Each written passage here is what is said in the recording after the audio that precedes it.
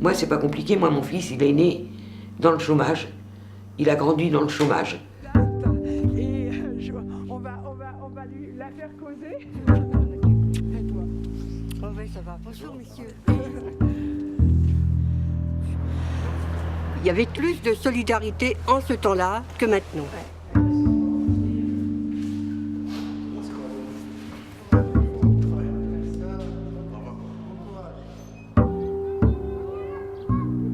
Le collectif est moins fort, donc du coup, de fait, les organisations collectives le sont moins.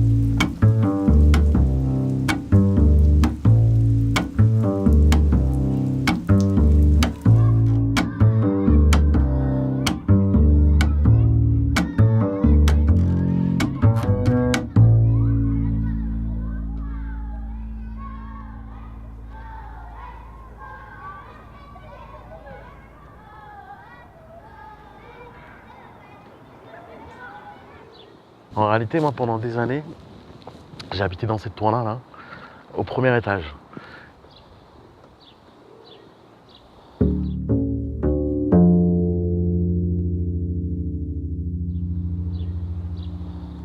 Moi, je suis arrivé dans la cité en 89, suite à une recomposition familiale. Mes parents qui se sont séparés, et puis ma mère étant enseignante, elle avait droit à un logement dans la cité dans le cadre des logements réservés à l'éducation nationale.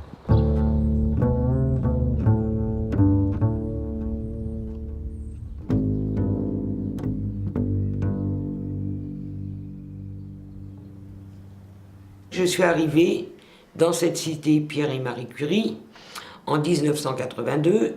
J'étais enceinte, c'était au mois de juin, et j'accouchais au mois d'août. Je suis devenu militant en 2001. Ouais, en 2001. En 2001, en fait, ce qui s'est passé, j'étais lycéen, en terminale. Et donc l'année du bac, on a eu un mouvement de mobilisation. Et en fait, la JC, ça nous a permis, en nous appuyant sur eux, de sortir notre acte, d'organiser des manifestations à Paris qui donnaient du relais à nos mobilisations, de rencontrer des lycéens d'autres établissements pour pouvoir justement nous permettre de donner une forme un peu plus efficace à notre mouvement, quoi. Bon, il s'est passé un tas de choses au niveau familial et j'ai fait une très forte dépression. Et la personne qui est venue me voir à domicile, c'était Chantal, Chantal Bourvic, qui était communiste, mais à l'époque, je ne savais pas. Et en fait, dans la foulée, assez naturellement, on a été, je sais pas, bien 20-25 d'entre nous à adhérer à la JC pour dire on va voir exactement ce que c'est cette organisation.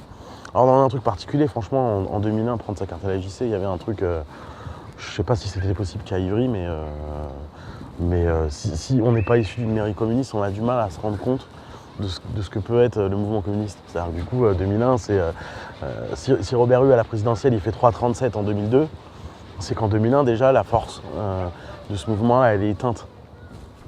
Bien qu'étant communiste déjà, je me suis rendu compte que la seule personne qui était venue, c'était un communiste. Donc du coup, nous, on arrive dans un truc, c'est ça qui est intéressant, qui n'a pas sa force contraignante que beaucoup lui ont reproché. Nous, on arrive dans un espace, il n'y a personne. Donc on prend. Et on prend en faisant notre sauce. Donc y compris est-ce qu'on était marxiste, j'ai des gros doutes, on était progressistes, c'est sûr, on avait des envies, c'est sûr. Mais voilà, on n'a pas été formaté, on s'est adapté à un truc et puis on l'a façonné pour nous. Et bien évidemment, j'ai continué à voir Chantal et c'est là que j'ai commencé vraiment à militer en tant que communiste. Parce que je me suis rendu compte qu'autour de moi, toutes les personnes qui s'occupaient des gens en difficulté, ben c'était les communistes. Ceux qui combattaient vraiment la misère, la précarité, ben c'était les communistes.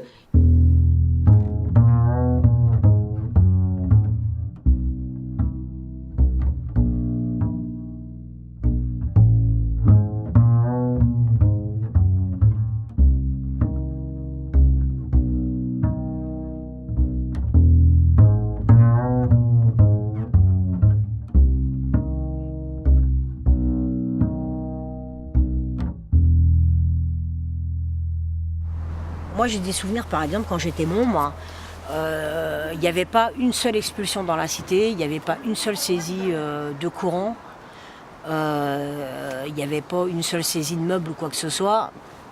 Il y avait, voilà, si on savait qu'il y avait une saisie, il y avait tout de suite les gens de la cellule, donc du Parti communiste, hein, mais il y avait aussi les voisins qui se mobilisaient, il y avait la CNL, hein, et c'est vrai qu'on ne laissait pas partir les huissiers avec les meubles, quoi. Et ben aujourd'hui, malheureusement, voilà, il y a des gens, ils se font couper l'électricité. Oui, mais avant, tu pouvais t'arranger. Il y a des gens, on leur pique leurs meubles parce qu'ils peuvent pas, ils peuvent pas régler un crédit à la con qu'ils ont pris de consommation pour acheter des lits superposés. Enfin voilà, donc les problèmes, bah ouais, ils se multiplient les problèmes.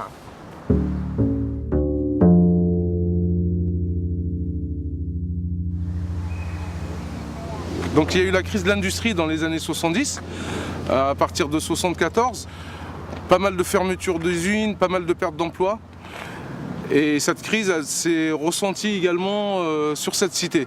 Dans les débuts 80, un taux de chômage important, des problèmes de toxicomanie, des problèmes de délinquance, mais aussi des problèmes de précarisation des familles. C'est accentué ici.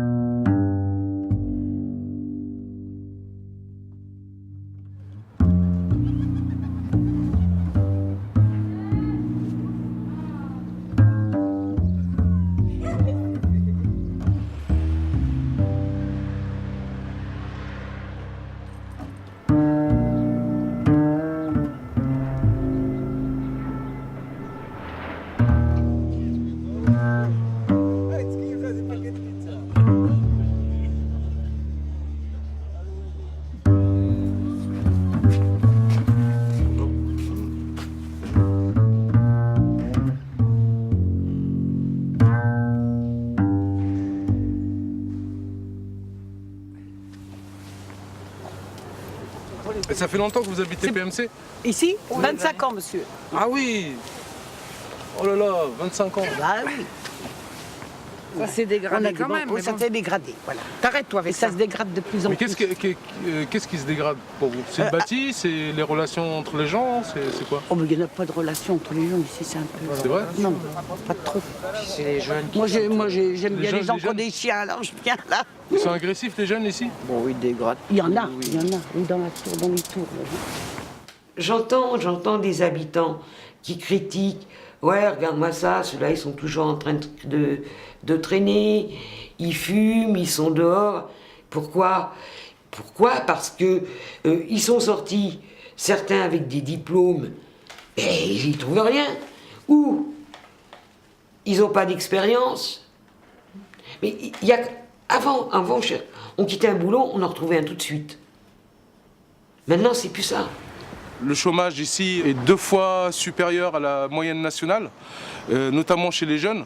Il va au-delà de 25%. Il y en a beaucoup qui veulent pas travailler non plus, faut dire. Hein. Ah, je ne sais pas s'il y en a beaucoup qui ne veulent pas travailler, hein, vous savez. Mais qu'est-ce que vous voulez que ces gamins qui sont là, on arrive, ils ne croient plus en rien. Bah, de toute façon, on sait très bien qu'on ne trouvera jamais de boulot. Pourquoi, à votre avis, ils fument des joints, ils font des vols, des trucs comme ça? Ils ne peuvent pas faire autrement, dans leur tête. Ils n'ont pas le choix. Les parents, ils sont dépassés par les événements. On parle des jeunes, tout ça, mais il y a aussi des retraités. Moi, je connais quelques retraités qui n'arrivent même pas à bouffer, quoi. Et ils vont même pas au resto du cœur, non, d'ailleurs. parce qu'ils ont honte, les retraités ont honte d'y aller. Voilà, donc donc ils préfèrent pas bouffer, ils préfèrent rien dire.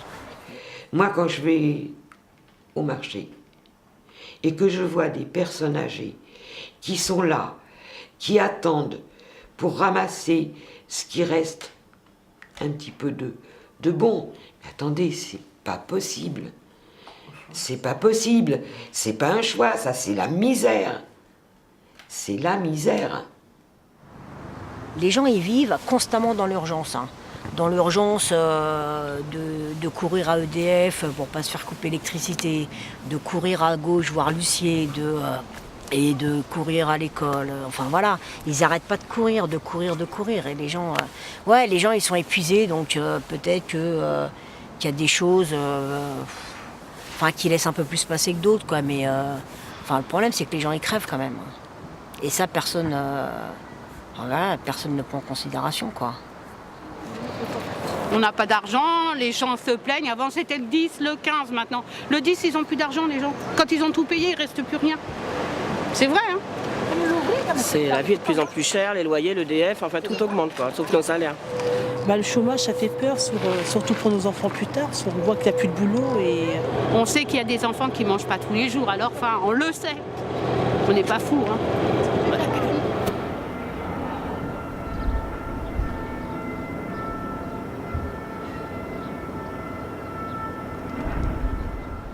Par exemple, nous, il y a 3 ans, on a tenu une permanence contre les coupures d'électricité dans la cité.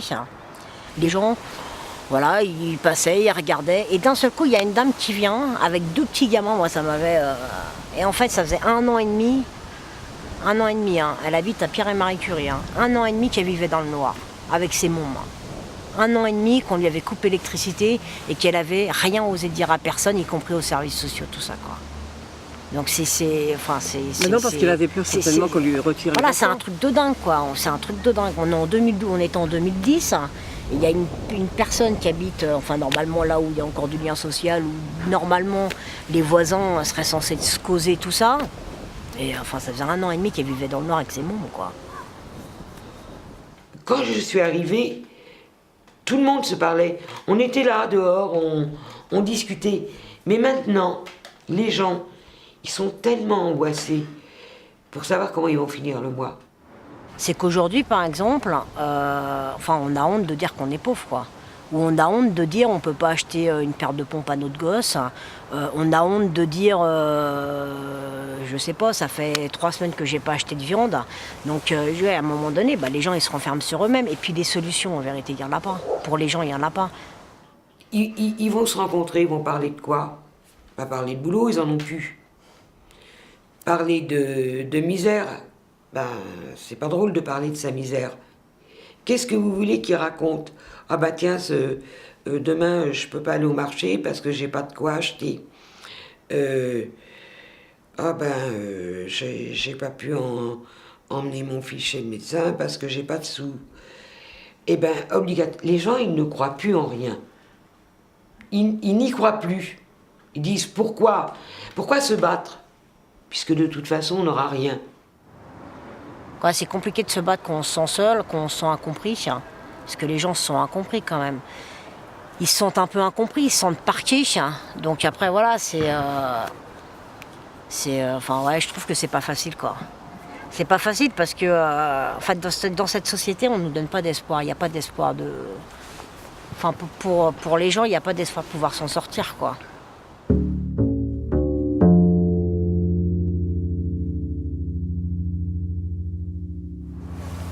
Les gens, ils disent, vous êtes gentils, vous vous battez pour les bonnes causes. On n'a aucun doute, et ils le disent encore. Les communistes, on ne peut pas dire que globalement, vous ayez fait des mauvais choix de bataille. Mais malheureusement, le constat, il est où? C'est que les batailles, vous les perdez. Et donc forcément, à un moment donné, l'espoir, il disparaît un peu dans la tête de ses copains. Ce qu'il y a, c'est qu'il y a eu quand même beaucoup de reproches en disant le Parti communiste, ouais, on s'occupe que des pauvres, il s'occupe que des pauvres, que des pauvres, que des pauvres. Donc à un moment donné, il s'en est plus occupé du tout. Il s'est occupé des... Alors j'ai rien contre les techniciens supérieurs, enfin les ITC là, j'ai rien du tout. Mais c'est vrai qu'à un moment donné, on a abandonné les couches populaires pour s'occuper grosso modo des cadres un peu moyens, quoi, des techniciens, tout ça. Et sauf que, enfin moi à mon avis, c'était la pire des conneries. On peut pas abandonner Pierre pour s'occuper de Jacques, quoi. Voilà, où on fallait essayer de continuer à faire les deux. Le premier auteur qui a sorti Histoire d'un rendez-vous manqué, il a mis le doigt sur un truc qui est réel. Et le rendez-vous manqué, en fait, il n'est pas tellement entre ceux qui sont issus de l'immigration et les communistes, mais en réalité entre les communistes et leur quartier populaire. Et par un double mouvement, d'abord les communistes, ils en sont sortis. C'est-à-dire que eux, leur organisation, et c'était la grande force du parti pendant des années, elle permettait de sortir du quartier, parce qu'il y avait de la formation, un très haut niveau de formation, il y avait des réseaux, donc du coup il y avait des progressions de vie, de carrière, et donc du coup à la fin tu sortais du quartier, ou alors celui qui restait était celui qui réussissait le moins bien. Et finalement, au bout du compte, on voit tous le schéma que ça donne. Quand tu sors ceux qui réussissent le plus visiblement, de fait, à la fin, il arrive une rupture. D'abord parce que tu donnes l'image que quand tu réussis, il faut partir, parce que c'est ça l'objectif. Et puis, deuxièmement, ensuite, tu te prives d'un apport militant, et puis après, ton relationnel aux gens, il est différent une fois que tu n'en es plus. Enfin, moi, je parle pour moi. À mon avis, le parti il a aussi sa responsabilité dans l'abandon des couches populaires. Donc, et on voit les dégâts que ça a fait dans les cités populaires, même si depuis, voilà, il a un peu remonté la pente, mais ça s'oublie pas, quoi. Il y a des choses qui ne peuvent pas s'oublier, quoi. Et c'est vrai que les militants, on en a perdu, quoi. Sur l'histoire du rendez-vous manqué, bon, il y a la vision traditionnelle avec les jeunes issus de l'immigration, et peut-être j'y reviendrai, mais ça c'est plus que réel, c'est l'erreur historique majeure en termes de structuration dans les quartiers populaires, particulièrement en région parisienne, mais c'est valable aussi dans les grandes villes. Et cette espèce de truc, il a été violent parce qu'en fait, ça n'a pas fait que casser des générations de gens, ça a cassé des générations de militants et ça a cassé ce que devait être le PCF. Et une fois que tu l'as cassé, t'es plus rien. Parce que de toute façon, ce qui devait être tes membres, tu leur as empêché de l'être. Donc du coup, ça c'est juste que tu as mal lu l'évolution de la lutte des classes et des représentations, quoi. Et moi, par exemple, je suis militant d'une association de chômeurs, donc chômeurs et précaires à caractère revendicatif, qui s'appelle l'APES. Et je peux vous garantir que c'est dur. Enfin, c'est dur parce que là, vraiment, on touche à la vraie pauvreté, on touche à la misère. Enfin, les gens qui viennent nous voir, avec qui on se bat, c'est... voilà, les gens, ils ont plus de dents, ils ont des problèmes de santé, ils n'ont pas de thunes pour se soigner. C'est la vraie misère. Et voilà, et ça, le parti, sur des gens comme ça, à un moment donné, il a fermé les yeux, quoi. Il a préféré fermer les yeux que de s'en occuper, quoi. De dire que, voilà, on va faire quelque chose avec eux, quoi. Quand on est un parti qui est ouvrier, là, être capable de réussir à bien appréhender le chômage, c'est peut-être un exercice qu'on n'a pas peut-être suffisamment su faire. Nous, par exemple, il y a des gens qui viennent nous voir, ils sont tapés à toutes les portes. Ils sont fait jeter de partout. Partout, ils sont fait jeter de partout. Et au dernier recours, ils viennent nous voir, nous. Et en général, on arrive à régler leurs problèmes. Avec eux, parce qu'on ne règle jamais les problèmes sans les gens. Donc, parce que nous, on pense bien sûr qu'il y a de l'espoir. Et justement, à mon avis...